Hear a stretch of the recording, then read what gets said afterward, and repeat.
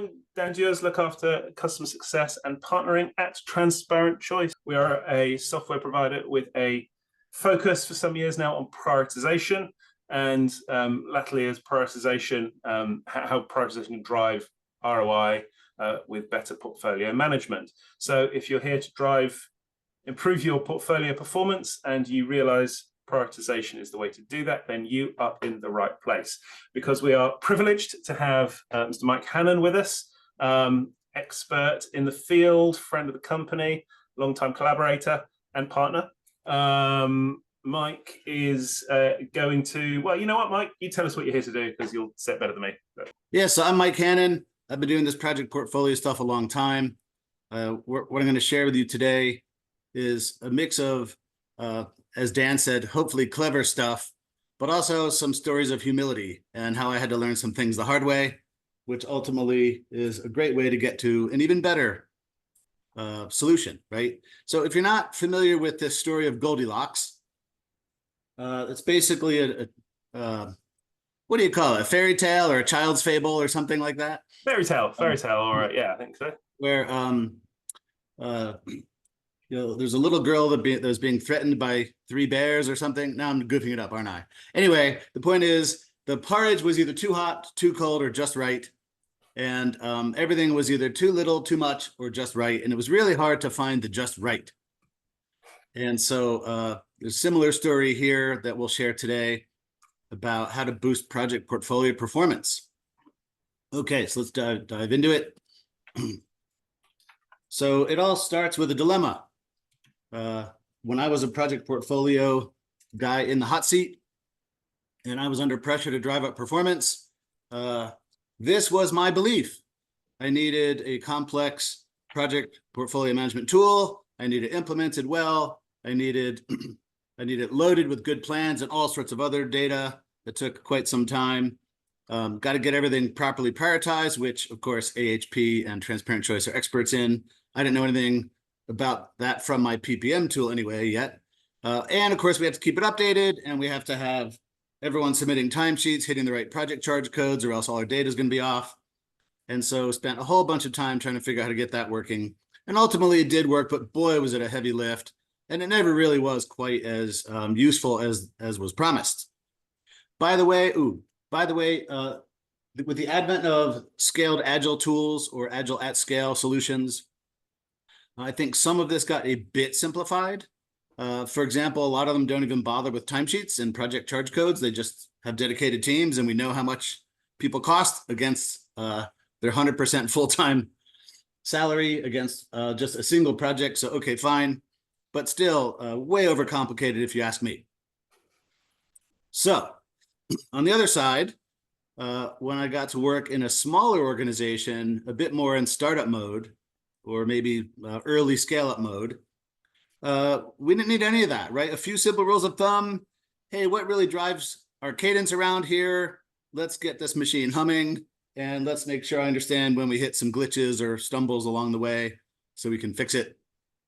And that felt great for a little while until we got scaled up so big that this no longer worked, right? So this sort of overly complicated and super simple, and yet I still needed something in the middle, like Goldilocks, to figure out, like, how does this really work?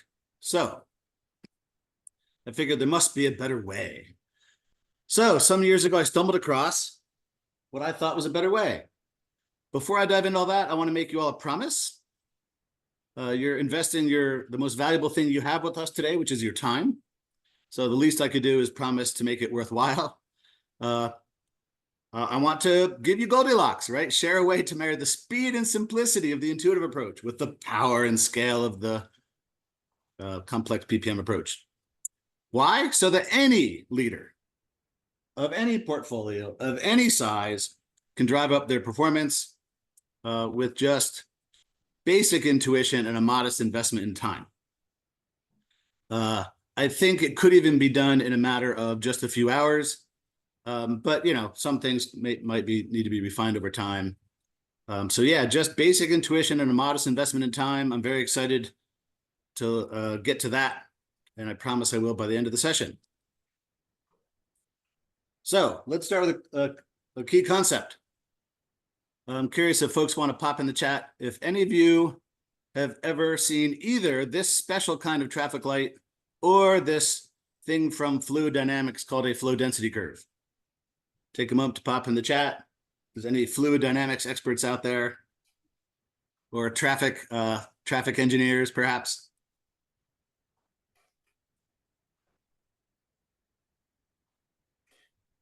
Have I put everyone to sleep already? I mean, it was quite a niche question. Fair enough. Statistically, you might need a bigger audience to get a yes out of that group. But so suffice to say that if you've seen this, I got a Y from Mike, very succinct, Mike, thank you.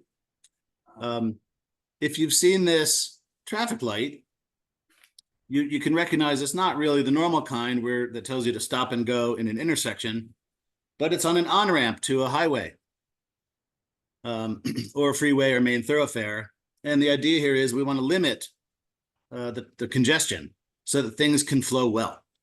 So in terms of flow density, we're trying to keep the density closer to the top of that peak so that flow can be maximized. And if we ever let too many cars onto the road, we've all felt what that feels like to be sliding down the right side of that tail when things aren't really flowing very well, but there's sure a lot of us out there trying to get somewhere. So if you take this concept to project portfolios, the inevitable conclusion is, well, we're probably almost always on the right side of that curve. We probably need a solution kind of like that traffic light. And if I have no other information and I need to take action fast, I take what I call the sledgehammer approach. And this is worth a quick story. I had a CEO of a small software company find me through a friend of an acquaintance of a colleague of a friend kind of thing. So said, you come highly regarded, Mike. We don't know each other. And I'm afraid I'm almost out of money with my startup, so I can't even afford to pay your fee. So I'm asking with pretty please and a cherry on top, would you give me 20 minutes of your time to help me save my company, even if I can't pay you? And I said, sure. And long story short, I was thinking of that flow density curve I just showed. And I said, cut your initiatives in half. And he's like, well, that seems pretty extreme. Why would I do that? I said, so you can get things flowing again.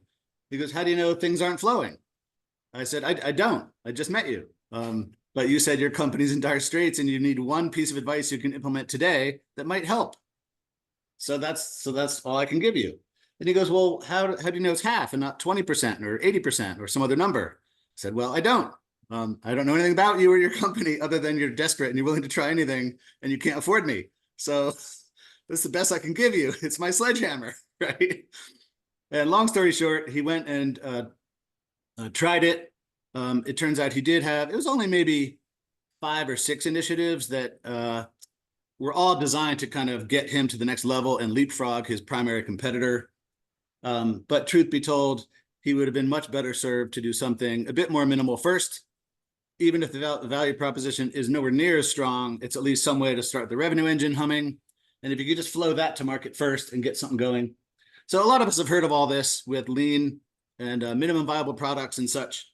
But I take a flow lens to it and just say, if you can actually get things moving faster by reducing your flow density, it might work. And it did. He called me a couple of months later and said, yep, we got something to market. It actually was a bigger hit than we imagined. We're off to the races. The investors are not shutting us down. Thank you so much. And I said, okay, great. Please refer me out as the way to, give me some kind of recompense. And he was kind enough to do so. So win-win. But that's the sledgehammer approach. And how many of us are really in such a desperate situation that we have to reach for the sledgehammer? In his case, he sort of had nothing to lose at that point. Hopefully, most of you are not in such a desperate circumstance, and you might want something a bit more surgical than a sledgehammer. So let's get to that. So to refine this concept on flow density a bit further, we're still going to talk flow stuff. You can see in this picture marked with the letter A, if our goal is to flow water out of that bottle as fast as possible, without altering the bottle and without altering the laws of gravity, or the molecular properties of water. And all we did with our management technique is flip it upside down and hope for the best. We would get some flow. The bottle would empty. And as you can see, it comes. I should turn off the chat because Ashok just asked me if I'm a hydrologist. Maybe that's my next career, Ashok. So you will get flow. The result will happen, but it sure will take an unnecessarily long period of time. And that's to be expected since we haven't really applied any sort of management techniques at all, other than flipping it over and trusting that gravity will do its thing. What you can see, of course, is there's a lot of movement, a lot of collisions, a lot of activity, and not a lot of flow.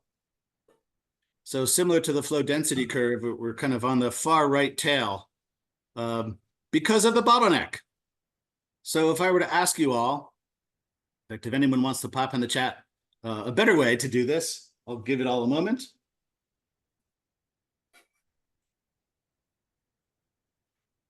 Mike says swirl. Right, exactly. I swear, Mike and I did not coordinate in advance. Ashok, you're too smart. Let's delete Ashok's comment. Actually, let's defer his comment for just a minute.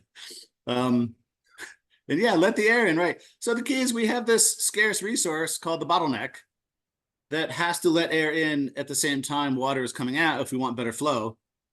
And so as Mike cleverly suggested, spin it or create a vortex. And indeed, we can see that that is generating much more alignment. So we have everyone kind of working together. All the molecules are doing what we want with a minimum of management effort to get it started and keep it going. And indeed, as you can see in the bottom, that doubled the flow with one simple management change. And if we open the mic to Ashok, which we won't, but if we let him present letter C, I believe this is probably what he had in mind when he suggested the straw. And again, it's very similar to B in that we're just finding the best way we can or experimenting with ways to allocate that bottleneck resource to let air in and water out in better and better ways. And you can see we don't even need to apply any management effort to getting everyone aligned.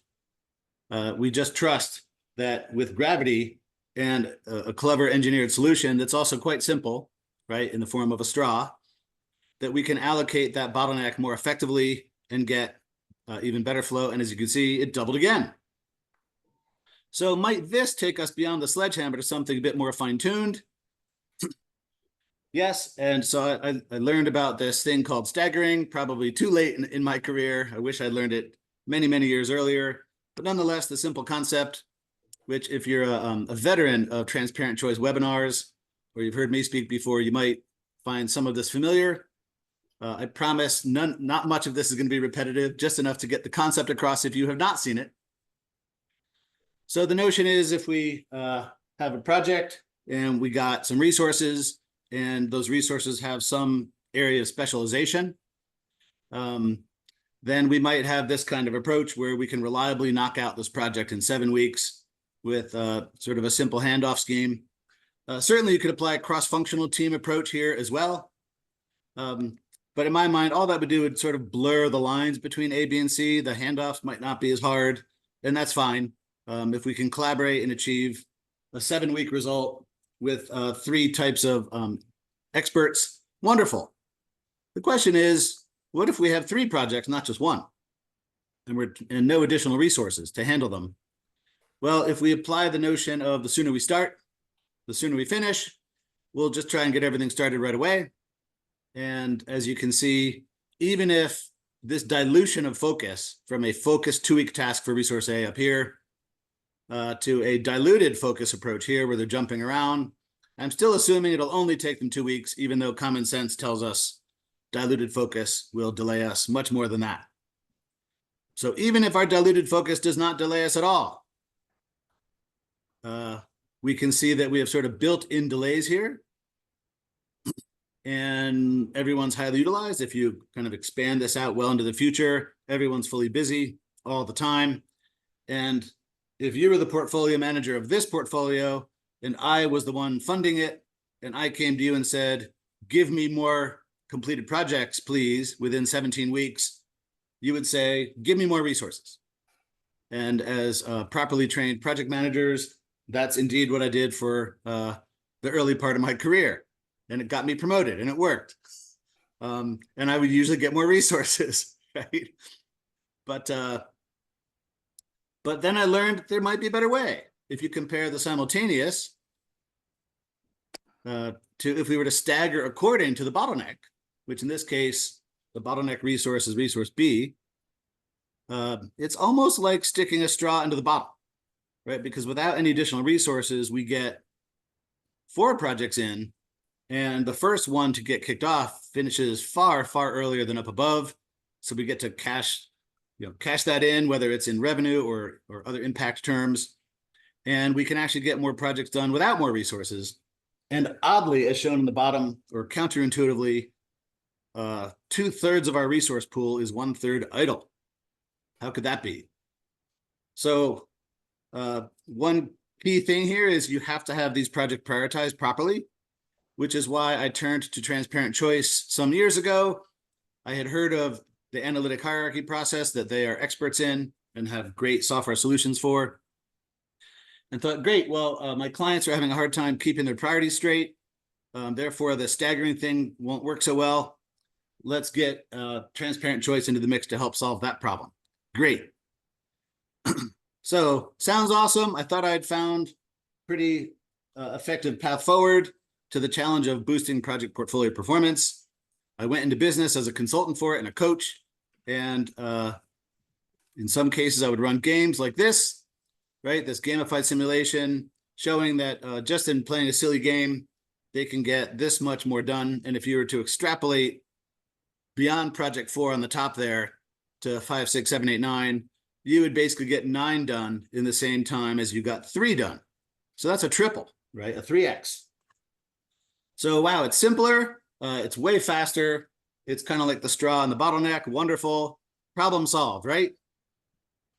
Well, there's a harsh reality that I had to face. Most organizations actually still find this a bit too difficult. The prioritization fights are tougher, even with AHP, which solves a lot of that toughness and gets a lot more harmony. Some people still find it too difficult to get everyone on the same page. And oh, by the way, my simple cartoon graphic is never anywhere near reality for most organizations. If I need at least decent project level plans, and if I don't have some of them, if some of them are bad, and I'm basing the entire resource flow model on a few bad projects in the mix, then those few bad apples can really poison everything, right? So it was still too complex, even though I hated to admit it, and it took me years to admit it, and too hard to keep current. And often I would find clients get great results initially and then abandon it over time, and it would drive me crazy, realizing that you were so close, you had it. So I thought I had found the Goldilocks solution, but I was forced to accept the harsh reality that, at least for most, I had not. It was, I would say, probably 80% organizations, it didn't really help them on a sustained basis. So I did, but what to do? Well, I did what any rational human would. I started by denying that it was a big issue. I spent a few years there. That was fun for a little while. Then I got angry about all my lazy clients that wouldn't put in the effort required. Of course, it was substantial effort, but I was kind of ignoring that little detail. I bargained with myself, and some of that included, well, if I just did a little extra work for the client to help them through this heavy lift, then once they get to the other side, they'll just kind of coast down the hill once they get to the top. Of course, that analogy wasn't quite right. I was constantly pushing the boulder up the hill. And if you're familiar with the Greek myth with Sisyphus, usually the boulder rolled back on top of me and I'd have to start over. So after a while, bargaining with myself got kind of tiring. So hopefully you're all seeing like denial, anger, bargaining, and depression. Well, here's the depression part. Depressed at the sad state of affairs, and I started blaming whoever I felt like blaming, bad portfolio leaders, software vendors that overcomplicate things, the Agile Industrial Complex, Project Management Institute, whoever, right, for making this so difficult. And then, of course, the final step really here is acceptance, right? So once I got to the point of saying, you know what it is. I thought I had Goldilocks, but I actually don't, at least not for the large majority of companies and organizations out there. That, of course, unlocks well, how might we overcome this? And so I started chatting with my friends at TransparentChoice about this problem. And we kicked a bunch of ideas around for some time. And then this gentleman, Dan, showed up and he started influencing the direction of the product. And AI started coming around and boom, without me even realizing it, they had crafted something that I think truly finds the Goldilocks solution. And that's sort of the punchline, what we want to get you guys to today. We're going to show you a brief demo of why I think that TransparentChoice has helped me once I got to step 5 here, right, accepted the reality and moved on. Well, there are some clever ways. So with that, I would like to turn the comm over to you, Dan, so folks can see for themselves and judge for themselves what Goldilocks might look like. Awesome. Cheers, Mike. All right, let's get this running. Okay, you can see the screen? We good? So we are going to start here with AHP. So Mike mentioned AHP a little bit briefly. We're not going to go into it in detail. We have like a regular webinar where I waxed lyrical for some time about AHP. But in simple terms, AHP is a way of turning your strategic objectives into a number. So the point is, why do we do projects? Well, there's a bunch of reasons, right? We want to make money. We want to save money. We want to deliver value to stakeholders. We want to grow the business. We want to be strategic. We want to be good for the society and environment. Lots of good reasons to do projects. Putting all those reasons into a structure that we can turn into a number is critical for the stuff Mike described, because while it's a bunch of kind of fuzzy feelings, you are never going to be able to use any kind of mathematical solution for making it better. So there's this first stage, very human, right? Why do we do projects in a framework? And again, Mike alluded to it. This is a human challenge because having a leadership group who are pulling in different directions means you are pretty much snookered from the beginning, because you are going to be pulled in many different directions, being told to do one thing by one person, one thing by another person. We see this time and again. You can't successfully deliver a portfolio unless you have a clear direction from the executive group to define what actually success looks like. So this is where we go AHP, right, define success. And there's some nice gamified UX around turning that sort of approach into data. Again, we'll do that on a software demo another time. But the point is, we build a structure, and then what we're going to do is get this quantification. So the point is, we talk about getting a value for all our projects, right? All the good stuff Mike talked about is made easier if every project in that queue has a number between 0 and 100 saying how valuable it is to your organization. So all those kind of woolly fuzzy factors, they're all in here, but they've been turned into data. So they are quantifiable. And if we roll back to where Mike started, this is a bit like that stoplight to get onto the freeway. This is saying what is valuable, what should be going on next. So actually, it's not just a queue where you wait your turn and then you go on. It's actually prioritized queue. If you're an ambulance, you go first. If you're a bus, you go second. If you are carrying, someone important, you go next. The idea is that it goes backwards, so you're getting the most important vehicles onto that road first. And it's the same with your portfolio. You're getting the most important projects, vehicles for value, onto the road first. So we are quantifying our portfolio. We are coming up with pretty charts to do it. Now, there might be folks out there that have done this before. You've got a weighted spreadsheet that gives you a number. The critical difference, we believe in terms of AHP and working through the approach we've built, is that you're building buy-in to that number, so that when people actually see this chart, they're not going, yeah, but that's nonsense. Yeah, but I don't believe that. Yeah, I'm just going to ignore it and do my own thing. They're kind of going, you know what? This makes sense. We went through a proper process. This is fair. This is structured. This is a good answer. So we need to then commit to what comes next. And what comes next? Well, this is where we start getting into the kind of AI solutions. This is where we start with our kind of Goldilocks hat back on, of saying, how can we provide something that is sophisticated, but not massively complicated to use? So we've built here a scenario that just said, pretty simply, stretching the metaphor a little bit, but how can Goldilocks get as much porridge in her bowl as possible without overflowing it? And what she's going to try and do, she's got some constraints here. So she's got limits, right? She's got a limited amount of different types of resource that she can have to draw upon. But what she wants to do is get the most value possible. So, and now often when two people talk about maximizing value, it's a little bit like, bullshit bingo. It's sort of one of those words that's used quite liberally, but doesn't actually mean a great deal. Or at least it doesn't mean the same thing to different people around the table. And again, the point of AHP is that value means the same thing to everyone. Value is actually a number. And in this case, value is a number with 2 decimal places. So the point is that you are creating value by picking the right combination of projects to get this, to deliver the maximum value. So this is sort of, almost to Mike's point, this is equivalent of the straw. So this is trying to get the right set of projects that mean no single bottleneck is going to break your portfolio. Because of course you can see here, right? These are my bottlenecks, and I've got a couple that are looking pretty full.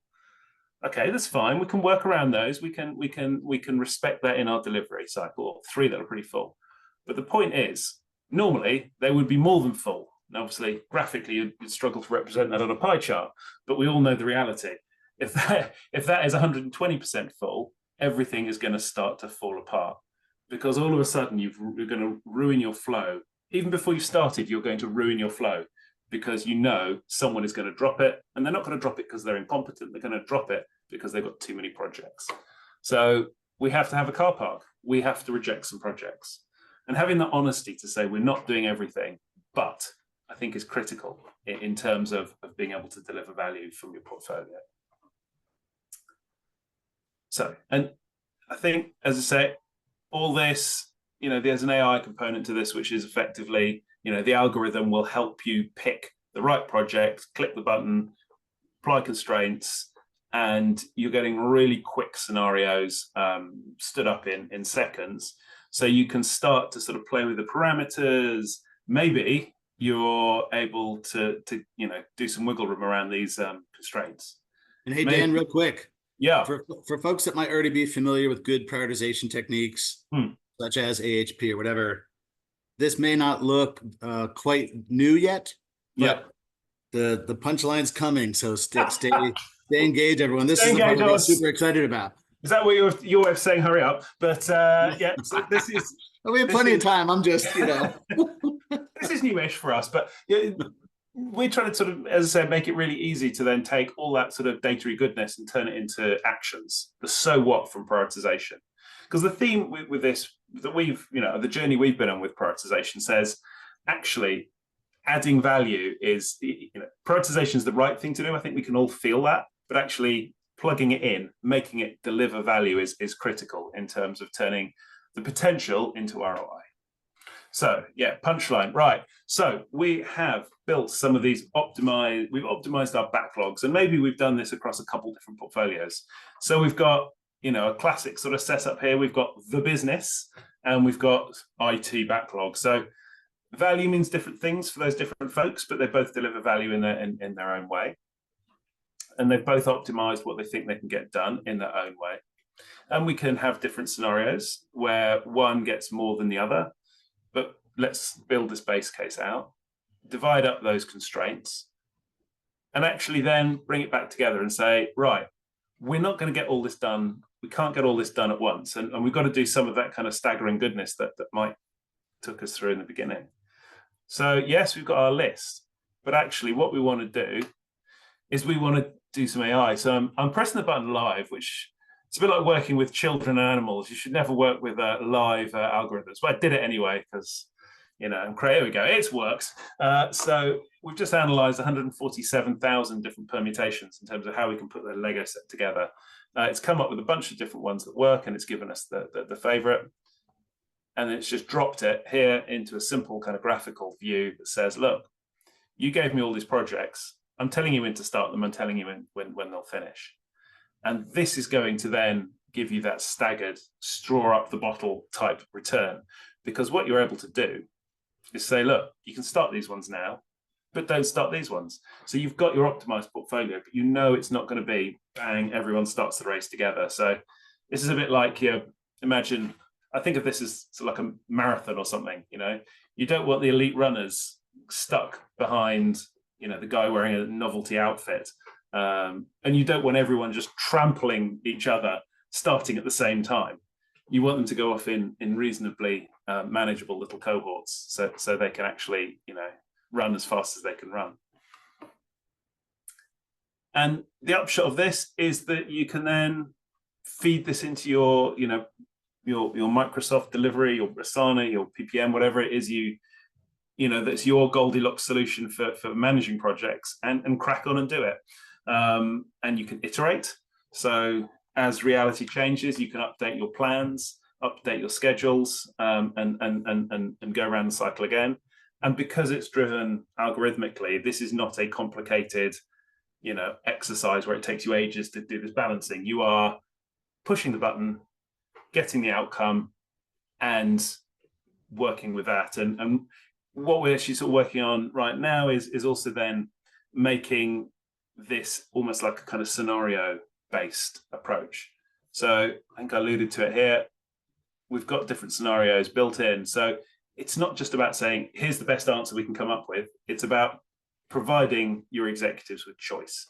So here's maybe base case. Base case works. You can get base case. Base case will deliver you, this Gantt chart, and this is a financial exercise. And this P&L, this set of financials coming from your portfolio, and we know we can reliably deliver it because we're not talking about fairy tale kind of business plans with too many projects. But maybe, actually, we want something different. So maybe what we do want to do is steal a little bit of resource here from the IT backlog, the BAU work, and pump it more into the growth portfolio. Because, that's what we want to do, with maybe some shortcuts we can take over here, which we think are reasonable risks to absorb. And then we're talking about a different return. The growth profile will look different because we've got more growth projects, not because we're saying yes to stuff we can't deliver, but we're saying, why don't we do something different? And we're offering choice based on data, which again that's our Goldilocks solution. So some execs might like their porridge a little hotter than others, so we can have that kind of inherent in the user experience. So I see the pump, the chat's been pumping away, and I've been yakking on. I think I've come to the end of my my product demo, unless there's anything from the chat we want to kind of dive into. Have I forgotten anything? Yeah, let me just throw my own little punchline, Dan, since obviously I'm pretty excited about this. The notion that you can just feed a few basics about your resource constraints without having every single resource loaded and leveled and strewn across multiple resource loaded and leveled project plans and resource histograms, and then checking whether those resource profiles are actually likely to play out in reality or not, and then having all those debates. You're just channeling your intuition in a few key spots here, and then asking the computer to run through a bunch of simulated scenarios, kind of like if you've ever seen where, hey, these two sports teams match up, and we did a computer simulation model where they might play 1,000 times, and one team wins 592 of those 1,000 times or whatever, right? It's sort of like that. So over time, you can kind of see patterns and probabilities and trends, likelihoods, and go with that as long as your intuition validates that that seems about right. Yeah. And you don't need all these complex resource models and project plans, et cetera. That's a really good point you make, Mike, is that the kind of concept here is that you're approaching portfolio management from a top-down perspective, not from a bottom-up. So if you start in the weeds of real detailed resource up project plans, you'll simply never get to a point where it rolls up into the goals of your organization. So we very much, believe in the philosophy. You start with the goals. You start with those high-level value objectives in your AHP model, or in the different AHP models for different portfolios, and you start by then coming downwards and answering the next question of where should my resource be? What project should I be doing? And it's only when you get into the teeth of execution that you start taking on that extra weight of detail. And if you go straight to that detail, you're going to have no flexibility in order to have the agility needed to get project resource in the right place for your strategy. Yeah, I'll add another interesting point. If you remember my diagram where we staggered based on resource B, right? So resource B is sort of the natural pace setter or drumbeat for the portfolio. Well, what if you don't really know who your resource B is? What if your intuition, you look around and you just see everyone so busy everywhere, it looks like there's bottlenecks everywhere. And, you have no insight into what's really the natural pace setter. Yeah. This new AHP AI model will actually run a bunch of scenarios to help you see where your bottleneck probably is going to be. Exactly. So when we kind of look back to the optimization view here, you can see, for example, the little pie charts at the bottom are calling out, right? Which bits of your resource model are breaking first? Which bits are you packing in? Now, this is all kind of dummy data, so it's probably not as it's probably a bit more uniform maybe than reality, where you tend to have one or two clear bottlenecks. But the reality is that if you see this at the beginning, you're more likely to be able to solve it. If you ignore this at the beginning, or you just don't know it, it doesn't mean it doesn't exist. It exists. And it's going to quietly creep you up and bite you on the ass at some point during your delivery cycle. Say a quick story on that, and then I know we do have a couple of questions, and I promise we'll get to them all, unless you suddenly overload us with 20 more or something. But I had a scenario with a client where they bought off on the staggering model. They had the political courage to do real good, solid prioritization. They put all of the projects in the portfolio on hold and resequenced them according to the cadence of what they thought was the natural pace setter. And in their case, it was an IT organization of a few thousand people, and they felt like our very top senior architects that had been around since the merger and know which systems were decommissioned and which ones had to be shortcutted and which ones had weird workarounds. And, oh, by the way, now we got to attach mobile apps to these old legacy systems, and how do we do that? And those guys and gals were the ones that knew where all the bones were buried. So, of course, they're the natural pace setter. So they had the political courage to stop everything and resequence according to that natural pace setter. And after a month, nothing got better. You can imagine just the red faces that I had to deal with after that. Now, they had some great learnings from that experience, right? They learned, okay, it's not where we thought it was. Well, that's great insight. Now let's imagine where it might be. And indeed, their architects very quickly were able to tell them, well, we're waiting on stuff upstream. So the natural pace setter must be upstream, which was actually in the business. So that was a very risky and expensive and required massive amounts of political will to even get to that learning. Doing it in a safe simulated environment here could get you to that same learning without all of that courage and risk and time. Yeah, absolutely. And it's really, you do mention political courage. I think you still need political courage. Hopefully this could be your shield or possibly your sword as you go into your political battle, as opposed to kind of going in your metaphorical undercrackers, waiting to get slaughtered. So this is about this is about enabling, bold leaders who recognize this is a situation and it needs to change. But to Mike's kind of like sequence of denial, there will be a point when you go, are we mature enough for this? Have we really got leadership buy-in? Are we ready to take the leap and do things differently? And do I really have to risk political suicide in order to get something moving around here? Yeah, and what we always say with folks is, let's get the big dogs in the tent early doors in the process. So, it's taking some of those kind of leadership people on the journey, so they understand that the model is for them. This is not a task for them. This is a tool for them. That this is an opportunity for them to take more control and to get better results and to get better return. But they do need to commit to kind of supporting and making it happen. So, AHP and scheduling is really about honesty, data-led collaboration, as opposed to sort of old school ways of doing it. So just make everything look green. Everything look green, exactly. Everything's all good until it isn't, and then we'll leave and get another job. So Mike Clayton put a question in the Q&A saying, how does the sequencing algorithm allow for potential delays? If an early project delays and resources get tied up, then there's some ripple effect downstream, right? So how does the algorithm allow to catch that ripple effect? Yeah, absolutely. So part of the reason that we believe this works with the algorithm approach is the simplicity and the quick turnaround. So I think I had a thing flashed up a second ago. Yeah, so you have a little plan here, and your plan's got your best guess in it, right? Best guesses don't always turn out to be right. So you might go in and update a plan that's in flight. You might link it up to a project management tool that's got more detailed data and estimates and things captured in, pop them back in.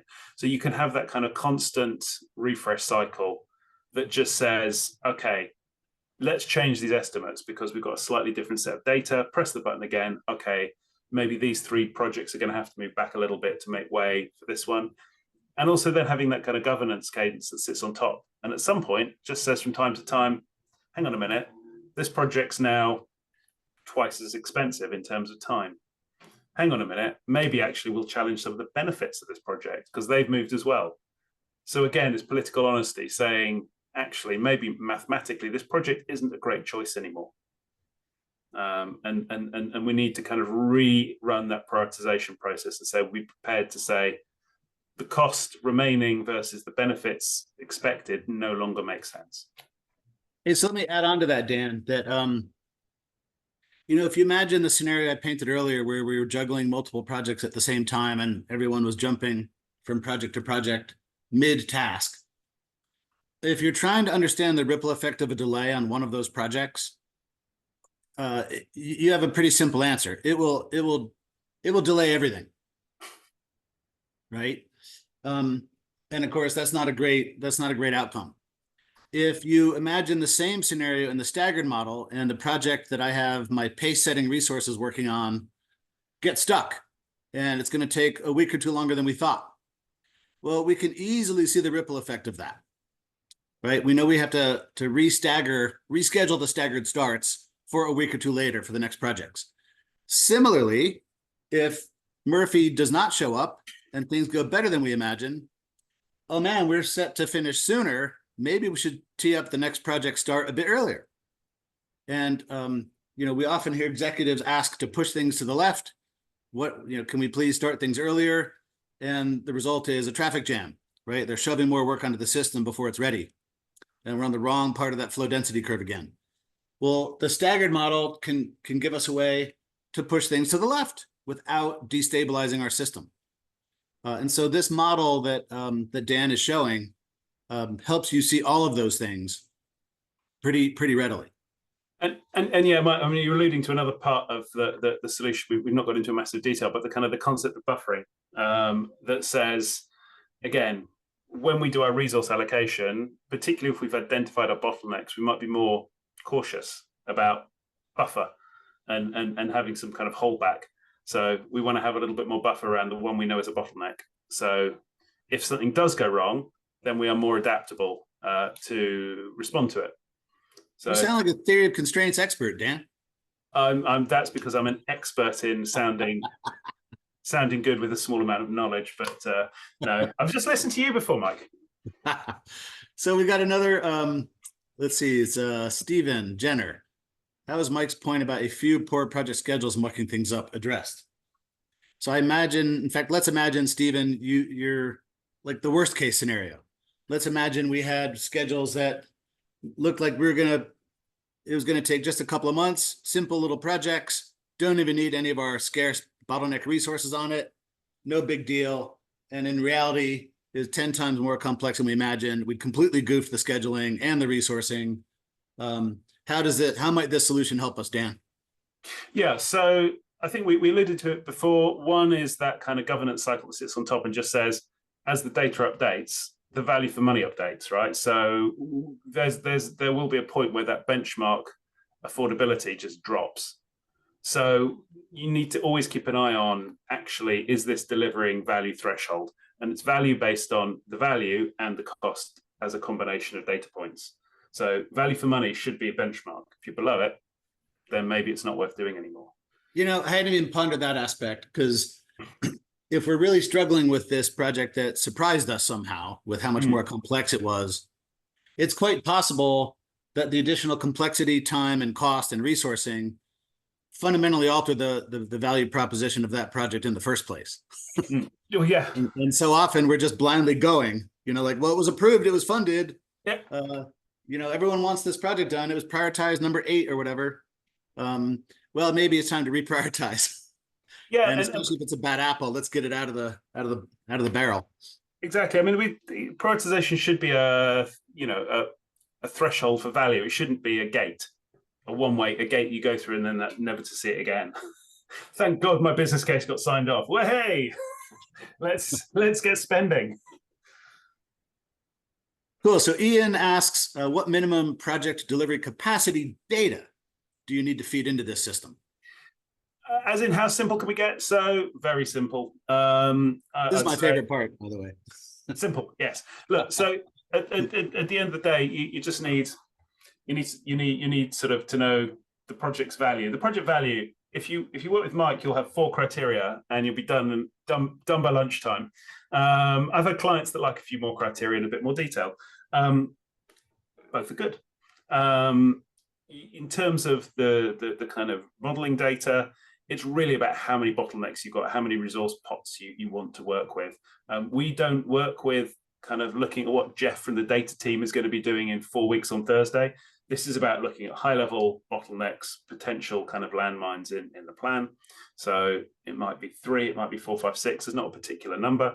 And the level of granularity in the business plan, which I realize I still got up on the screen, again, fully configurable. So it could be very, very simple, annual kind of numbers. It could be kind of much more micro, monthly kind of scheduling.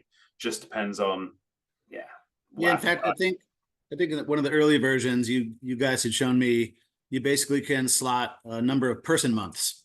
Yep. Right. So 3 architects working for 2 months each is like 6 person months. Yep. That's my capacity. Yep. I don't really need, sure, some of my architects work faster than others, and I might want on this type of project, but not that. And there's all the details that are, of course, real, but we don't concern ourselves with too much of that, unless you want to spend that extra time and energy trying to fine tune it. But you'll never, the point is, this solution is not trying to replace your detailed planning tool. Exactly. And any solution that tries to get all that level of detail in place is going to be so hard to implement, particularly if you're trying to bring together delivery groups that have different approaches to how they schedule and work, different ways of prioritizing. So if you're trying to drive alignment is typically going to come through different siloed groups working together better. So you've got to have a solution that is relatable to the marketing team, the data team, the IT team, the business facing folks in operations. And therefore, we're great believers in, you can plug this into different types of planning tool. You can do something in Excel, or you can do stuff directly in here if you really want to keep it simple. The idea is, you've got that flexibility. So when you want to implement, you're not kind of spending a year and then realizing that half the people hate it and adoption is poor. So I'm going to skip to the most recent question. I will skip back to the other ones because I think you just at least partially answered Todd's question, Dan, that can this link to the resource planning tool through some sort of API? Yes. So we have connectors. So we've connected it to a few different things, Power BI and as DevOps. But we've got a little kind of data layer that we can configure. So like an ETL tool built in that you can sort of point at a data source. Oh, did you say you already have an Azure DevOps connector? Yes. So we did it because our IT team used Azure to kind of manage sort of bits and bobs. So we plugged it into Azure. Well, so Ashok asks, I'm assuming you need a robust long and short-term strategy in place first. Then from that, a roadmap can be provided from the system. The roadmap being what projects to do to get the best ROI and benefits. Yeah, when we talk about kind of getting started, to some extent, the first question is where are you starting from? So do you have a mature strategy that everyone's happy with, and all you need to do is sort of shape it so it fits into an AHP model? That's great. But if you don't have that, which is often the case, you need to get someone like Mike who's good at kind of corralling a bit of executive alignment in on the process, and then it's a good old-fashioned consulting kind of exercise of talking to executives, finding out what their motivations are, and putting that into a framework. If you are spending money, if you have pros and cons, if you have some rationale for doing stuff, you have a strategy. It just may not be written down. It may be more implicit rather than explicit. And so the first step is making it explicit. Yeah, and given that it's clear that Ashok knows what he's talking about in general here, and he brings some obvious experience and knowledge to the conversation. I would say, Ashok, of course, we all want a robust long and short-term strategy before we really do anything. In my experience, though, organizations that have half-baked strategies do better than those that have really good strategies if they have an execution model to actually get things done, right? Because that way, even if it's half-baked, well, the half that is baked can get done and deliver value. And then we can hopefully improve and realize that the other half was probably stuff we never should have bothered with in the first place and doesn't really align to our strategy very well, or our strategy wasn't very clear, et cetera. And we can refine that as we go. But I find a lot of organizations spend a lot of time on strategy with the most beautiful, well thought through strategic plans, and the execution just isn't there. And so what's the point of having a robust strategy if we can't execute it, right? Yeah, completely. And I also find one of the challenges, strategies tend to be almost by definition inclusive. So they're trying to be open enough that everyone can relate to them and feel positive about them as being, a way forward that is going to work. But the problem is strategists don't always pick what they really care about versus what they're like, sort of half care about. And what prioritization does in terms of an AHP model, it forces you to really make a preference. So, was that commitment to HR really what you want to do, or is it what you sort of stuck in at the end because the HR director was there and you had to? But when push comes to shove, you're not going to spend $1 million on an HR system. Because so I'm mindful of the time. There's two questions, maybe a small third one we haven't gotten to. Maybe we can. I want to actually start with Connie's, and I'm not skipping over your last one, Ashok, but I think answering Connie's will help answer yours too. Kind of like, what are some limitations of AHP compared to other techniques?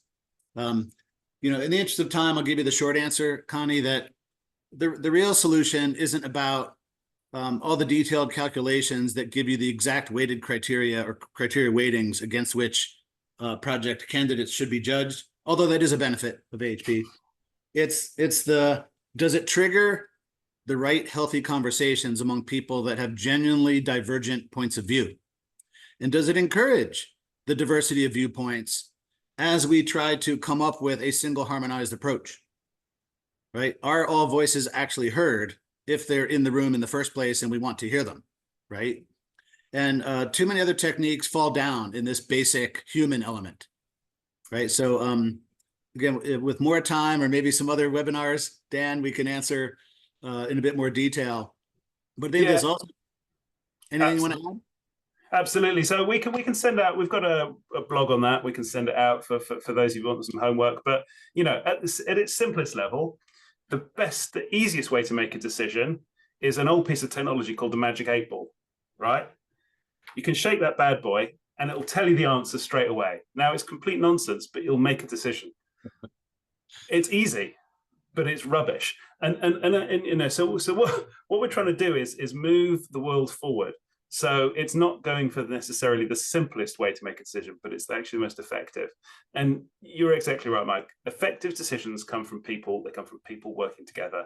They come from people working together in a structured, staged way that respects decision science and doesn't just make stuff up. Because as people, we are noisy creatures. We come up with all sorts of nonsense. And yeah, we need a little bit of structure and a little bit of science in order to get the most from us. As we try and maximize human intelligence. So a lot of talk about AI, but you know, we're great believers in human intelligence here as well. So real quick, let's squeeze Ashok's last question there. What about the pet project that some top executive wants, even if it's not necessarily the highest value? Yeah, there's no great solution to that, Ashok, other than at least shine a light on it. Yeah. Right. If we can see that it actually scored lower than 8 other projects, well, the fact that the top executive thinks it's the best is interesting, perhaps, but requires an additional healthy conversation or two. That and it comes back to scenario. It might smoke out the false assumptions. And it's scenarios rather than context, right? So it's not pet project yes or no. It's scenario one. You know, do you want to do pet project scenario with value this, or do you want to do maximized value scenario with value this? So you're not picking you're not just picking your pet project, you're consciously picking a lower value project or a lower value portfolio. And I'd be surprised if many execs still back their project at the back of that. So as we wrap, Dan, Todd also asked if you could give him a show and tell. I'll reach out to you, Todd, no worries. So I will thank you all for again, the most valuable thing you have to offer, which is your time. I hope this was useful, enlightening. I hope you see the same Goldilocks I do. I'm first in line to try and bring this to my clients. And I'm real excited about the potential where it can go. Thanks so much, Dan.